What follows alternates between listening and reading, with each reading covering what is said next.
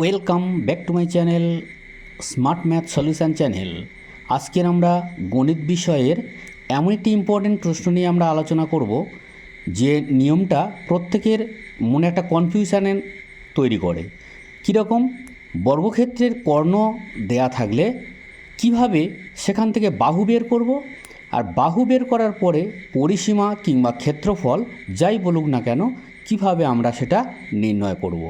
ভিডিওটি মনোযোগ সহকারে দেখতে থাকো, আর ভিডিওটি সম্পূর্ণ দেখার পর যদি ভালো লেগে থাকে তাহলে তো লাইক, কমেন্ট, শেয়ার সেটা নিজেদের উপরে, এবং যদি অন্যান্য ভিডিওগুলো সবার প্রথম তোমরা পেতে চাও তাহলে চ্যানেলটি অবশ্যই করে সাবস্ক্রাইব করে পাশে থাকবে।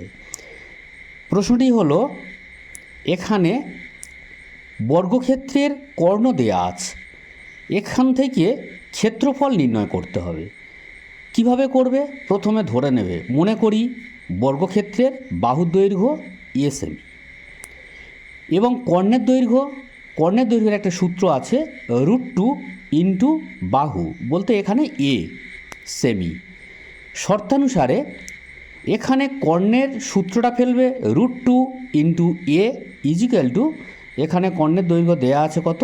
8 সমান 8, বা only equal to 8 √2 divided √2 into √2।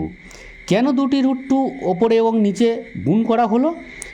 যেহেতু নিচে রুট রাখা হয় না, রুট তোলা হয়, তাই সেই সমান সংখ্যা রুট আবার গুণ করা হয় উপরে এবং নিচে। ইজিক্যাল টু 8 √2, নিচে √2 গুণ করলে শুধু 2 হয়, কাটাকাটি করো, 4 দুগুণে 8 ইজিক্যাল টু 4√2। বর্গক্ষেত্রের বাহুর দৈর্ঘ্য 4√2 সেমি এবং বর্গক্ষেত্রের ক্ষেত্রফল ইজিক্যাল টু, তাহলে বর্গক্ষেত্রের ক্ষেত্রফলের সূত্র কি? বাহু ইন্টু বাহু বা বাহু স্কোয়ার, 4√2 স্কোয়ার।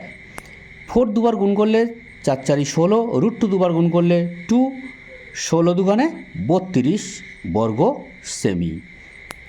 ভিডিওটি এখানেই শেষ করলাম। আমি PN কুমার।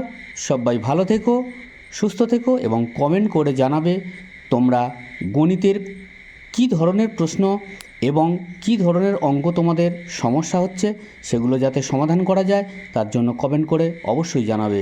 ধন্যবাদ।